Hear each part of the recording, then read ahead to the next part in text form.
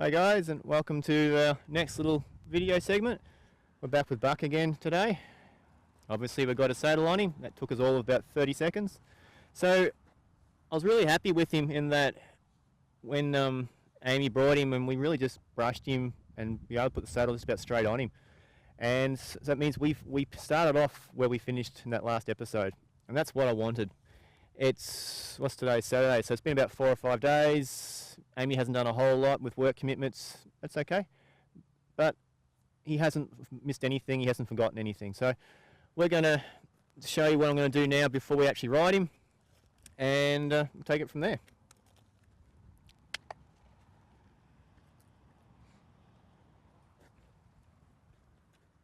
So what I'm going to do with this guy is I want him to put himself so I can hop on his back. That's what I want. So it's all about the horse positioning himself. Now there's a couple of ways you could do this. The goal is not for me to drive him across to the side and pull him in. Okay? That's not how I'm going to do it. It's about there's a question and he needs to nut out the answer. So we're going to put a little rhythm under his jaw here.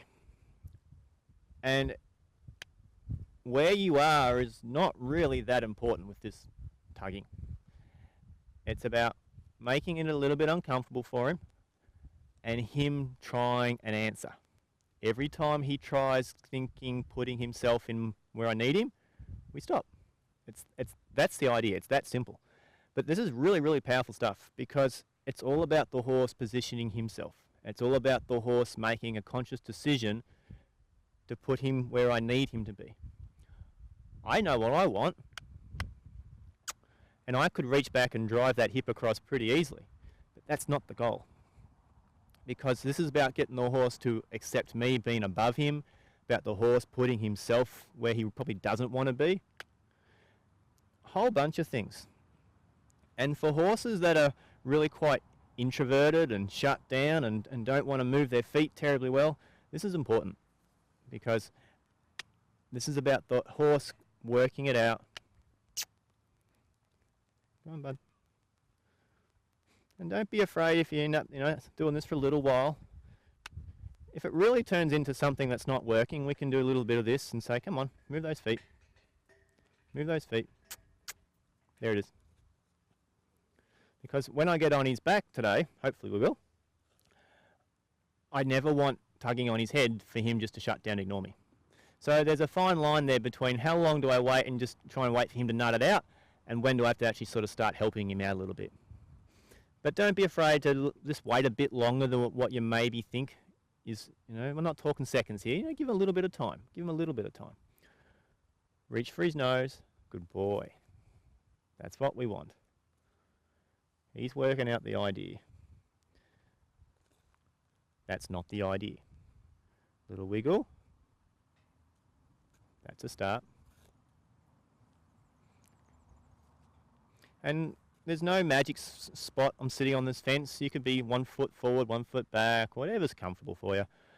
And I'm forever changing it because I get a sore bum and I get out of balance and nearly fall off. And so don't be afraid to move around. And if that upsets your horse, then that upsets your horse and you get to start again. Because if you just wiggling around is enough to send your horse out of there, you're probably not time. It's not time to hop on yet. So once he does get in a position where you could, climb on his back or with your feet, you're going to rub him with your feet. I've got big boots on. You're going to rub him. It's going to make some noise. Rub the saddle, rub him, rub the stirrup, move it around, put some weight in the stirrup, lean across him, hop off again, climb on him, climb off him. All the things to try and get him super comfortable about us being above him. And that's why ponying him off another horse is really helpful too, because you're above him. And that's a big one for horses, is that they're fine with the groundwork, they're fine with you doing everything down there, but when you get above them, that changes it all. So if you don't want to get a bit of a rude shock that your horse wasn't as comfortable as you thought, we test it, being above him. This is one way to do it. Doing it from horseback is a really good way to do it as well. Okay, so I really encourage you, if you've got the skills to ride one horse and work another one, give it a crack. I do it all the time. There we go. Nice, we're getting there. This guy has big issues about his ears, so we're going to spend a bit of time doing that as well. Step on up, bud. Step on up. Step on up. Step on up. There it is. So I reach for him. There you go. Good boy. So it'd be really easy to get into that habit of locking down on this guy because I want to touch his ears because I know he's going to go backwards. Okay? That'd be really easy to fall into. I'll support him, I'll put a little bit of pressure on that halter to show him what I don't want. And I'm ready to take a hold of him if I need to. But this has to be on his terms.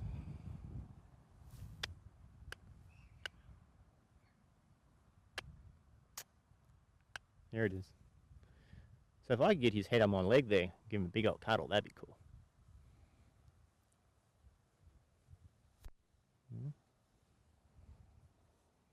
This is all about getting your horse to think. There's a problem there. There it is. Now he needs to move his hips. Wiggle, wiggle, wiggle. So I'm sort of wiggling it on exactly the wrong side, aren't I? If I was wanting to do a proper hindquarter yield, I'd wiggle it on the other side. Now I might have to, but this is not about doing a hindquarter yield. This is about making it a little bit uncomfortable. There's some wiggle going on there. Now for him to try and nut out. What is going to get Dave to stop? Come on. That's not the answer. That's the start. We might help him out here a little bit. So wiggle, wiggle, wiggle, wiggle. Help him out. Wiggle, wiggle, wiggle. Help him out. Help him out. Help him out. Help him out.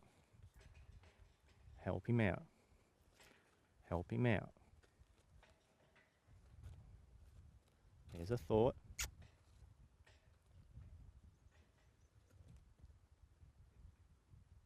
There. There's a better thought. There's an excellent thought. Give, give, give, give, give. Good. So hopefully you can see the difference between if I was intentionally trying to do a hindquarter yield and shift his hips and what we're doing now. And for people who don't get this or haven't seen a lot of this sort of stuff, it might look exactly the same to them. But it's not. There it is. I might get my leg out of his way. Help him out a little. Help him out a little. Help him out a little. There it is. There it is.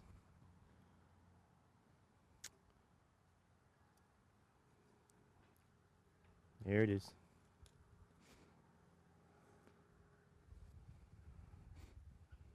I need you to step on up, my friend. Wiggle, wiggle, wiggle. Come on. Wiggle, wiggle, wiggle. Wiggle, wiggle, wiggle. It's not the answer, I know.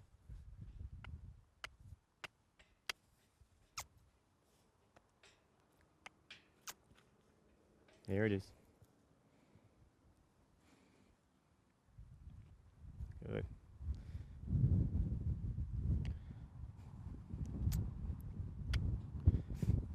So we're going to keep doing this for as long as it takes. So we might end up in the editing process cutting out, 10 or 15 minutes. I'm not sure. But I wouldn't do anything different than what you're seeing right now. Little rhythm, reach back, and if I had, sometimes I get a really long stick, so I can reach back and just tap them on the bum as well. Just like literally just reach back and tap them on the bum.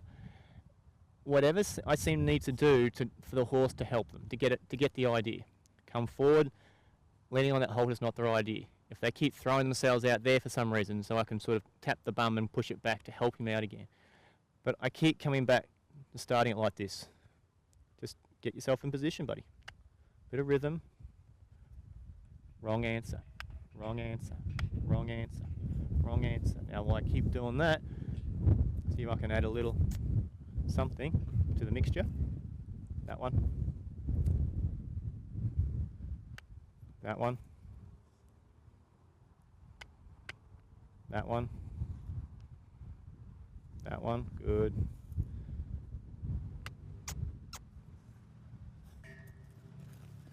Just hang in there. Just hang in there. There it is. That one. Good. That's fine. No biggie. Just start again. Jiggle, jiggle, jiggle. That's it. Get back in position, my friend. Get back in position. There it is.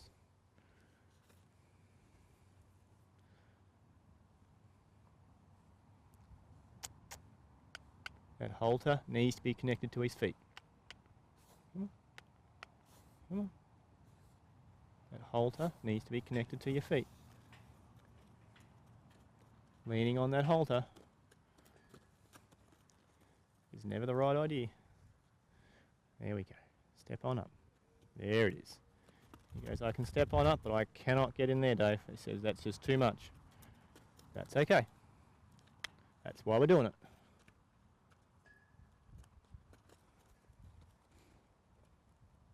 That's a good start for him. So this guy's got lots of issues. You know, claustrophobia issues, being too close to a fence, he feels like he's trapped. Something above him, feels like it's going to jump on him and eat him.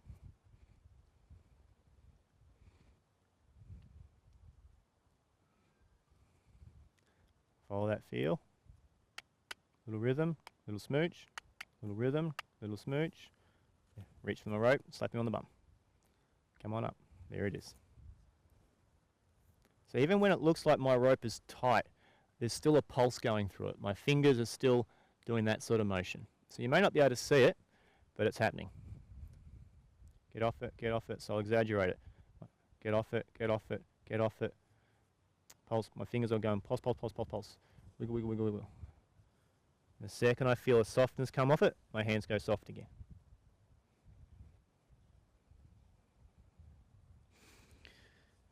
Sore backside, reposition. That sends your horse backwards, start again. And that's what we sort of mean by don't tiptoe around your horse. If you got to scratch your head, scratch your head. You know, if you've got to shoe the flies, shoe the flies. If that sends your horse into orbit, deal with it. Let your horse work it out. You scratching your nose doesn't mean anything. If they keep going into orbit, keep scratching your nose. Don't back off, don't release, don't stop doing something because your horse is getting scared of it. Within reason. You know, if you're cracking a stop whip, it might be simply too early in his training to handle that level of pressure. We're talking normal day-to-day stuff. Your hat, touching yourself, swatting flies, rubbing on him, saddling, all the usual things. They've got to just deal with it, cope.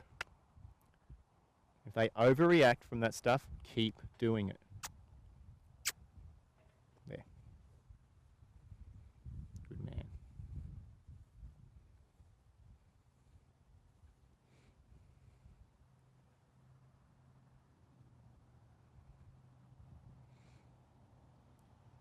So if your horse is really young, this might be something you do over a period of a week. First one is just doing a bit of groundwork you saw last time, and then the next day just getting to the point where they're getting to go to one side or the other, and then you just keep building it to the point where they can eventually put themselves right next to you. And then each day after that, in your own time, you just take it a bit further, until that horse looks so comfortable and so relaxed and so ready for you to climb on that you just can't help yourself, okay? That's when you climb on. Because what you feel comfortable about riding might be completely different to what I feel. So your personal thing is, I can't handle any sort of bucking or my horse jumping. That's fine. Then you spend a lot more time getting that horse super comfortable, super relaxed, super everything. Then what I need to do, and what Steve has to do is a lot less than what I got to do. So, and what Buck does is less again.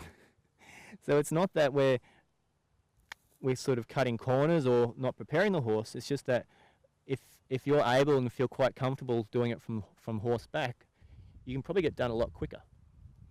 But at the same time, you've got to be able to keep yourself calm, relaxed, not grab, go with the horse if he gets a bit lost, if he feels like he's got to move, and you've got to make sure that you don't make any mistakes. You know, people like Buck and Steve, they don't make a lot of mistakes.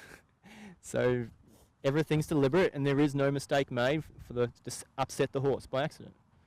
Us, mere mortals, we're going to make mistakes. You're going to inadvertently touch him somewhere where you shouldn't have. You're going to lose your balance. You're going to inadvertently grab and cause your horse to grab himself and leave and then buck because you made a mistake.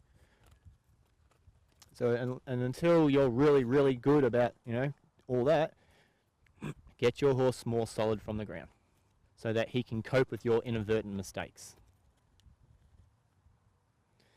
And if you're riding a horse or starting a horse and there's fireworks going on, something's going wrong. It's quite fine for your horse to have a bit of a hop and a bit of a moment, but if you're having to ride through bucks, if it's a bronc session, something's going wrong.